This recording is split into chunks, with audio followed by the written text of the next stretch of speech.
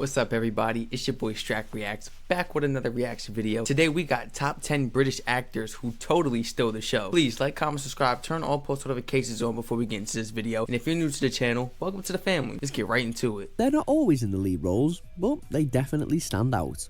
Welcome to Watch Mojo UK, and today we'll be counting down our picks for the top 10 British actors who stole the show in films. Hold on. Who used to be the Pride of Lowell, huh? I've seen this movie before, actually. Who's the Pride of Lowell now? Right there. Before we begin, we publish new content every day. So it's going to be good to know if there's any familiar movies in here that I've seen before.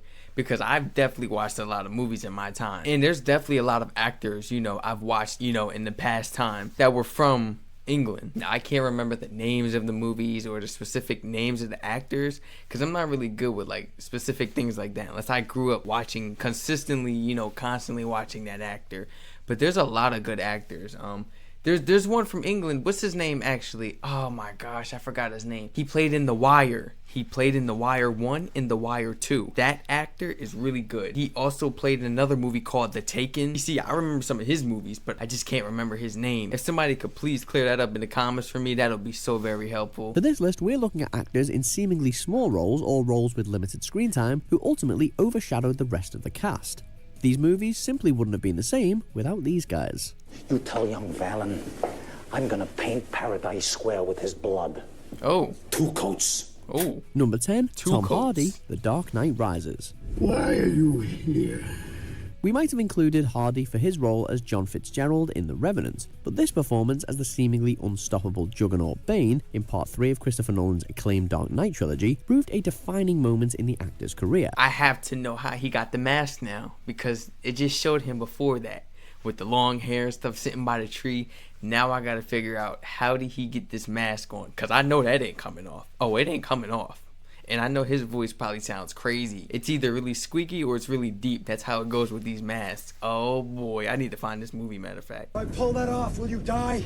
It would be extremely painful. You're a big guy. For you. Batman may have the gadgets and the vehicles, but Bane is clearly the coolest character in this film, with his eerie voice and unsettling mask. We will fulfill Ra's al Ghul's destiny.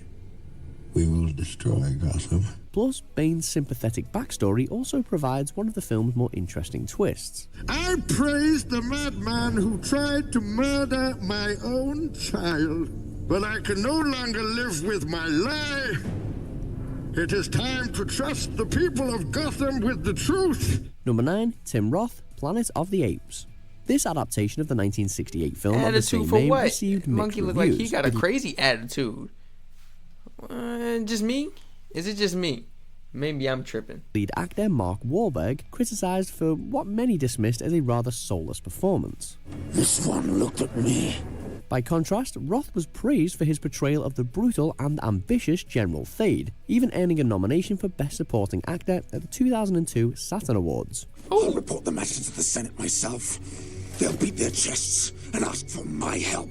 Roth researched chimp behavior in detail before the film, and his performance vividly portrays the animals' unpredictable nature as well as their physical strength.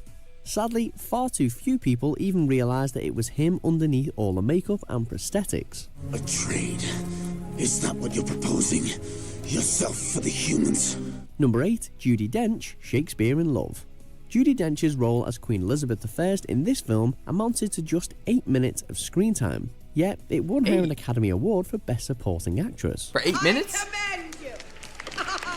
Even Dench recognised the shortness of her role when she received the statuette, joking that she should only get a little bit of the Oscar. What do you love so much? Your Majesty. Speak up, girl. I know who I am. For every one of those 8 minutes, though, Dame Judy dominated the film with a witty and understated performance as the Tudor ruler. So much so, I could watch this right here, but if it's Macbeth, like I'm not watching that, bro. I'm not watching that. They used to have us watching those films all in high school, and I used to be dozing off. And then we got to take a test after. How you want us to take a test? Matter of fact, it was during the scenes. How you want us to take a test while we watching the film? How you want me to enjoy? We can't enjoy nothing here, bro. Did y'all ever have to do that in the UK in school? You watch a film, but you got to take like a test through it. Can't let you have nothing. And she's not speaking Shakespeare either. The real Shakespeare gets you confused. You know, I don't like the real Shakespeare. I can't get jiggy with that. Still, what this movie is best remembered for. Have her then, but you're a lordly fool. Number 7, Robert Shaw, Jaws. Though he wasn't the lead for this game-changing thriller, Shaw stole the show as the grizzled veteran shark hunter Bartholomew Quint. Here's to swimming with bow-legged women. According to reports, the Jaws script was still being written as scenes were being filmed, forcing Shaw to improvise many of his lines. You got city hands, Mr. Hooper. But he was still able to deliver one of cinema's most memorable and chilling monologues, recounting the harrowing story of the sinking of the USS Indianapolis after it was hit by 2 Japanese torpedoes. You know the thing about a shark, he's got lifeless eyes, black eyes, like a doll's eyes. Decades later, his performance is still as effective as it was in 1975. I seen this movie right here. Number 6, Benedict Cumberbatch, Star Trek Into Darkness. Intellect alone is useless in a fight, Mr. Spock. You can't even break a rule. How would you be expected to break bone? The part of Khan Noonien Singh was originally offered to Benicio del Toro in this sequel, but it is hard now to imagine anyone other than Cumberbatch playing the role, with the obvious exception of... You can't even break a rule. What makes you think you good enough to break a bone? That was crazy. Ricardo Montalban from the original series and Wrath of Khan film. My name is Khan. The central pairing of Chris Pine and Zachary Quinto as Kirk and Spock remains the beating heart of the story, but Cumberbatch still steals loads of limelight with his steely yet impassioned performance as one of Star Trek's most iconic villains. Captain. Super smart, super strong, and super bad, Khan makes for an intimidating figure, and one that leaves a lasting impression. Your crew for my crew. You betrayed us. Oh, you are smart, Mr. Spock. Spock, don't... Number 5, Tom Hiddleston, Thor. With a few notable exceptions, the villains of the MCU have often been criticised for being boring and or one-dimensional. This was to be my day of triumph. It'll come. But no one would say that about the trickster god, Loki. He's the brains to Thor's brawn, and whilst Chris Hemsworth's character is a likeable hero, there's no doubt that Loki is the more complex brother, with his sense of vulnerability and his need for acceptance. Loki be turning it up. Why have you done this? To prove to Father that I am the regular Marvels is fire, but when it comes to like, I don't know, when it just comes to the scenes with Thor and Loki, like it just be boring. But some reason Loki be the entertainment. When he gets around Loki in these scenes, you could just see the outshine. And I don't blame Hollywood if they're over here cutting some of these scenes, you know, because he's taken away from the main character. But yet again, give this man his credit. He's doing his thing. Why are we cutting scenes out here? Hollyweird. In fact, so impressive was Hiddleston in the role that Loki went on to become the main antagonist in the subsequent Avengers movie and a recurring character in later films. I won't touch Barton, not until I make him kill you. Slowly, intimately, in every way he knows you fear. Oh, she feeling that. Christian Bale, The Fighter. This true-life flick about boxer Mickey Ward was supposed to be Mark Wahlberg's film. You don't need to be Columbo to see where this fight is headed. Not only did Wahlberg play the lead role, he also produced the movie and spent 5 years trying to get it made. But Bale stole the spotlight with his portrayal of Ward's half-brother, Dickie Eklund, himself a former boxer who succumbs to a crack cocaine addiction. Fades and you gotta get high again. Bale's performance bagged him an Oscar and astound the real-life Mickey Ward, who claimed that if you saw Eklund and Bale from behind, you wouldn't know who it was. Well, my brother loves you. And you can't just run away because of me. He don't deserve that. Number 3, I seen that movie. It was a good movie. New York.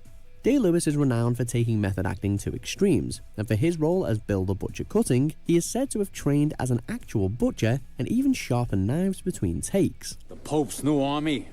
A few crusty bitches and a handful of ragtags? Whatever he did, worked, because he easily upstages co-stars Leonardo DiCaprio and Cameron Diaz as a sociopath who ruled the 19th century slums of Lower Manhattan. I was raised in a very similar establishment myself.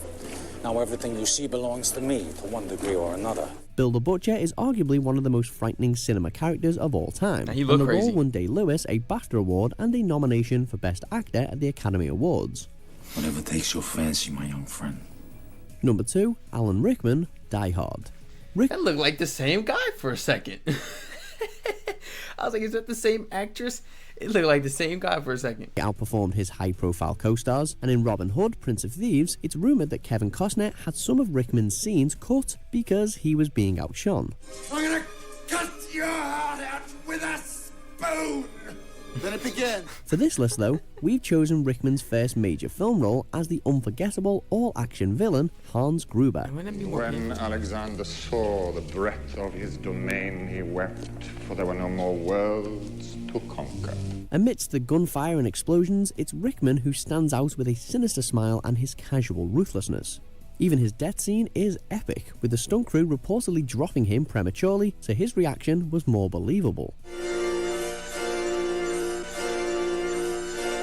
Number 1, Anthony Hopkins, The Silence of the Lambs. Oh, he looked like a psycho. Ask 100 people who the star of this horror classic is, and they will probably give you the same answer. Anthony Hopkins as Hannibal Lecter.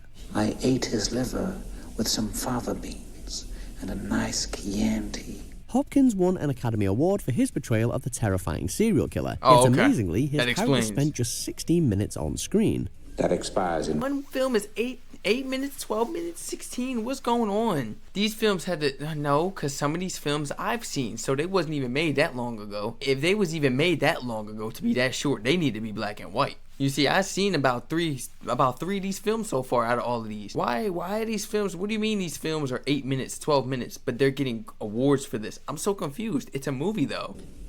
You're not real FBI, are you? When he does appear, he both repels and attracts with his frosty smile and brilliant mind. The American Film Institute once voted Lecter the #1 villain of the last 100 years, surpassing Darth Vader and Psycho's Norman Bates. And it's tough to disagree. I do wish we could chat longer, but I'm having an old friend. Oh yeah, he's a psycho. And he had a wig on. That's a psycho right there. They had this man in a straight suit. They had him zipped up, hands, ankles tied up, mask on the face. They had him on like a little, what they be putting the boxes on. Was this before or after he got released from prison? Because don't tell me you had him looking like that. Looking like he's on a death penalty and then you got him out here in the public like that. I gotta watch that movie. ASAP. You guys let me know what you thought about this video in the comments down below. Thank you so much. This was a recommended video. Please like, comment, subscribe, turn all post notifications on. We are on that road to big 1K. We gonna hit it very, very soon. Y'all let me know what y'all thought about this video, man. This your boy Shaq Reacts, clocking out with another reaction video. Thank you so much for tuning in. Once again, if you are new to the channel, welcome to the family. I hope you enjoyed the video. You guys let me know if you're gonna watch any of these movies, or if you actually have seen some of these movies, or if you've watched all of them. I'll say, alright, I got some catching up to do. Until then, I'm gonna catch you guys in my next one. Stay safe.